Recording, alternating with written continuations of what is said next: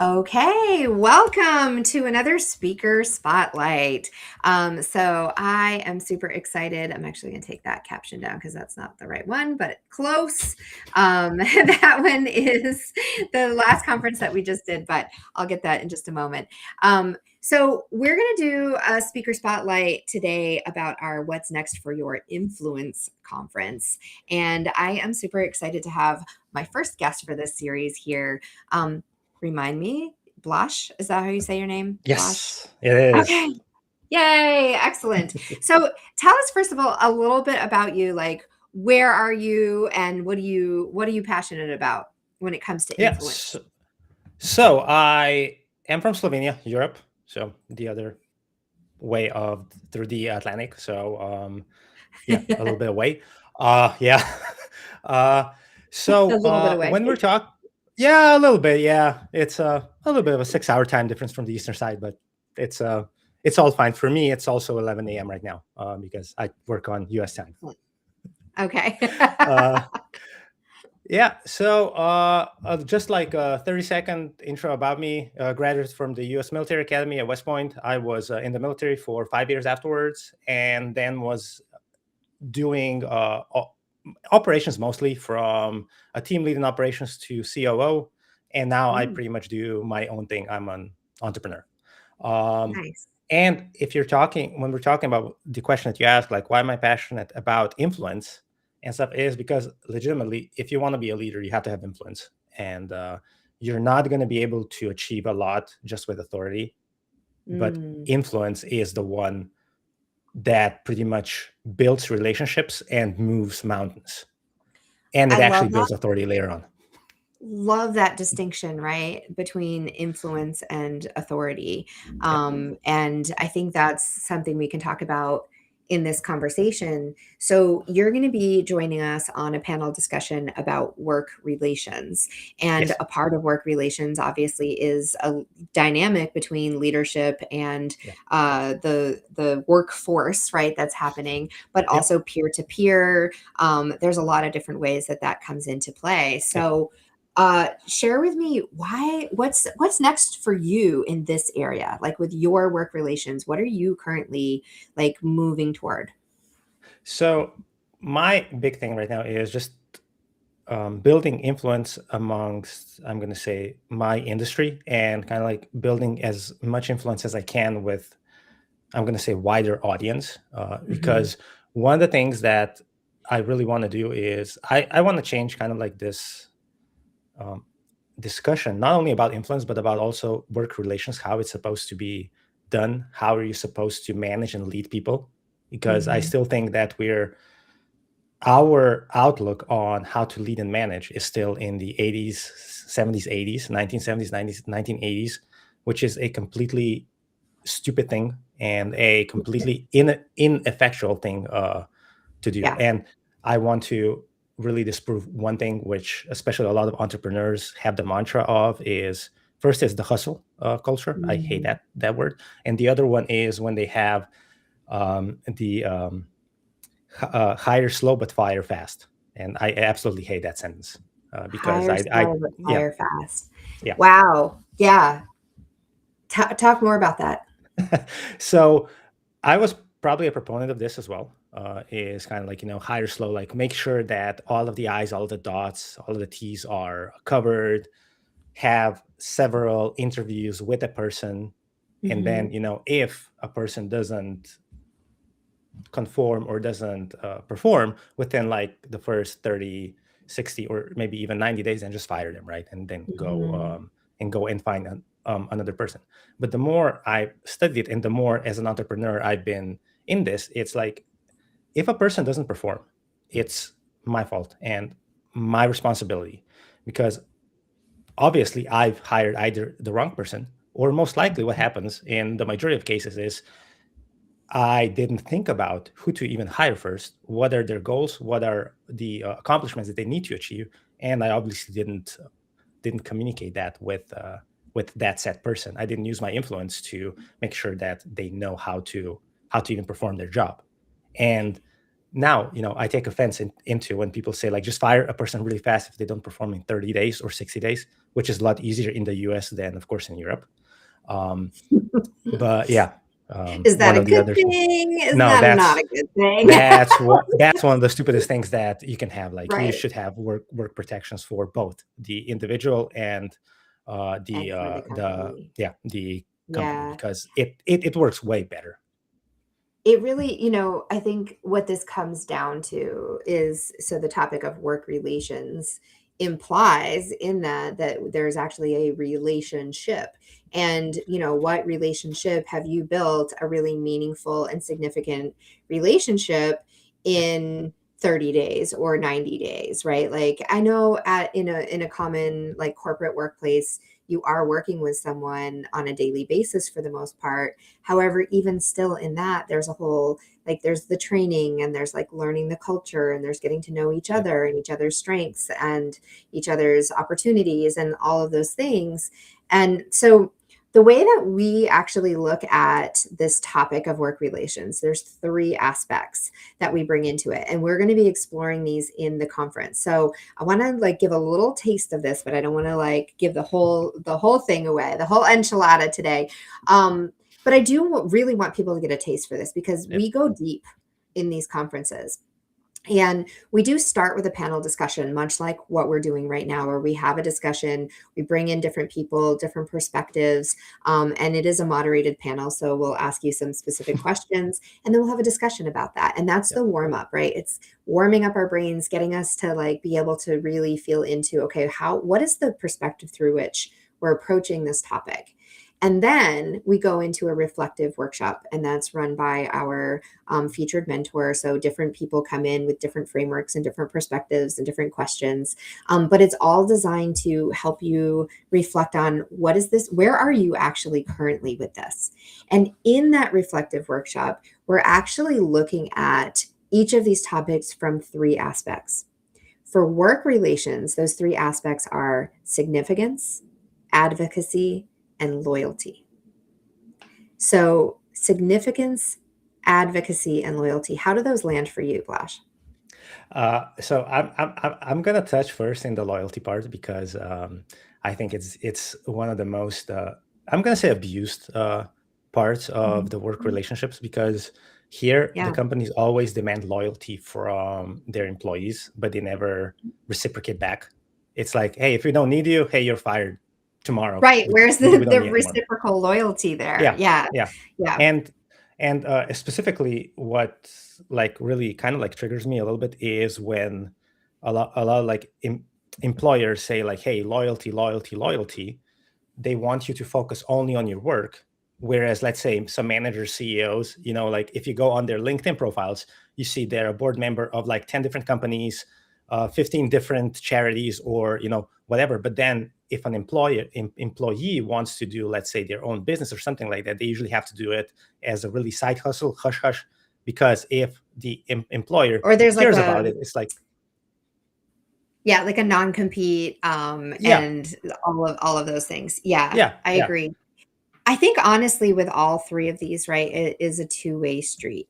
yeah, it And is. that is definitely something we embody here at Next Global Events and in our larger Mingle community is that, yeah, we do. It's not that we expect loyalty, but we do require people to show up loyal to yourself first, right? Yeah, Loyal to yourself first. Um, Bring in like all of you into the community. That's what yeah, honestly, that loyalty to me, it means that you're going to show up fully when you show up. yeah, Right. And it doesn't mean that it's like exclusive, as in this is the only thing you're contributing to, because honestly, that's never going to be the case, no, right? And I actually don't think that's a very healthy way to go about no, it. But when you're here, be here. That's yeah, how I see loyalty, right? yeah, Um, and then same thing with advocacy is like, yes, I want you to advocate for me as a human, as an Yeah. employee, as like as a part of the team, Yeah. but also that I'm going to advocate for myself and that there should be space for that. And I'm going to advocate for this space that I'm choosing to be in, whether that's a company or a partnership or whatever that is. Yeah. And that's where the significance really is highlighted, right? Like that's where Yeah. significance comes in. Um, yeah. Anything you want to add to that or Yeah. expand on? I mean, like with all three, right? And when we're connecting it with influence, is you legitimately can't buy loyalty, or you can't expect it. Mhm, You have to earn loyalty from the mhm. person, and the way you do it is by wielding influence, having advocacy for the person. Like the one thing that your employee is going to remember for the rest of their lives. And still have some people. I actually had like a person like 2 weeks ago reach out to me when they were fired from a different job. They reached out to me. We haven't talked in like 2 years, 2.5 years now. And I was probably one of the first people that they reached out. It was like, hey, can I get your advice? And I was never their direct manager. I had never done anything with them remotely, but I Yeah. had the influence so that they wanted to go there. And it is earned. Yeah. And just thinking about like when an employee, that the employee is going to be standing there for the employer like 100% of the time, like always, is is legitimately stupid to Right. think about this. First, it has to be earned, like we said, like with influence. But all along, especially here, if we're talking about entrepreneurs, and I've had like plenty of conversations about this, one of the most often ones is, why don't my employees care about the company as much as I do? Because it's your Mm. company. They're Right. there. You're paying them. You're paying them, or either Yeah. a 9 to 5 or whatever you decide to, right? They're gonna be giving you as much as first as you allow them to, as much as your influence to their loyalty is, and that's it. Their loyalty is to their family first, or it should be. Well, yes, right. It should be to, like I said, loyalty to you first and foremost, to your like your life and your Yep. family. But I think that also there's something that you said too about how much do you allow? And for one of my like most passionate things is collaborative leadership, right? Yep. And as entrepreneurs, a lot of times you do have a team. That team though isn't necessarily somebody that you hire and give like the like monthly salary to or the weekly salary to, right? Yep. It might be contracted, it might be collaborations, it might be people who are peers who are showing up Yep. to like in the most committed and loyal way, but you're not necessarily paying them Yep. with money, you're paying them with time and care and Mhm. attention. And Yep. there's a lot of different ways. And I do I'm not shy about saying that I do feel like if you are doing a business, like make money in your business, Yep. ask people for Of to course. pay for the services you are offering, Yep. pay each other. Like I think one of the silliest things is the friends and family discount. I think actually pay your friends and family the most and get the discount from like give the discount to strangers because they don't know you yet, right? But I do most things inside out, upside down, and backwards. So Yeah. but yeah, like it's not that I don't want to give away value to my friends and family because I absolutely do. And, will invite them willingly into the things that Yep. I'm doing. However, how I strive to show up is I want to like, I value you as a person. I value what you're doing. I want to actually share that value in all the ways, my participation, my money, my, all of those things, the contributions. So, I mean, I 100% agree with you here, because and that's why I laughed so hard, like when you said friends and family discount. It's like you said, like if somebody wants from me, like my friends or family, hey, can you give me that discount? It's legitimately, you are lowering the work or the perceived value of my work just mhm, because I've known you for somewhere, or just because we're family, right. right? So, and I just use it as a kind of like an analogy, especially like when employers also say, hey, we're a family. Okay, great. Can you give me a Lamborghini, please, tomorrow? Because I would Right. really love one. Is that how family works? Yeah. That's not how my family works for Yeah. I sure. mean, my mine neither. But I've had this, like, hey, we're family. We help each other. where it's usually it is like the employee is helping the employer, but when the other way comes around, it's like, hey, sorry, I don't have the money. It's like, hey, if I'm a family, you're gonna do everything you can for me. So can Yeah. you give me a Lamborghini or a Ferrari, Right. whatever you want? Because I What would does really love that them. actually mean? Yeah. So, good conversation here. I'm very excited about this. We're going to continue this more on August 6th is when you're going to be Hmm. Yeah. on our panel. The full conference is August 6th and 7th. We do it from 9 a.m. to 4 p.m. Central US time. And we do have a time zone converter, excuse me, on our website. So you can easily convert that. Um, the final piece of the conference, each of these sections, right, it happens in 2 hour sections. So we do that panel discussion, then we go into the reflective workshop, then we actually go in breakout rooms and we get shit done. Like we take it in and we reflect on, where am I with this right now? So we just talked about work relations. We'll actually look at, how are you showing up? Like, how are you applying significance, advocacy, and loyalty? What do those things mean to you in how you're working in your work relations? And then we go into breakout rooms and we actually do work. We move things forward. And so the last question that I have for you today is, we talked about a lot about like employee employer kinds of relationships, and what I would love for you to share is, as an entrepreneur, what does work relations actually mean to you? Like, what does that mean? So the first sense is pretty much treating everybody that you know and that you interact with respect. Mm-hmm. Nobody is beneath me or above me, and I will not treat anybody.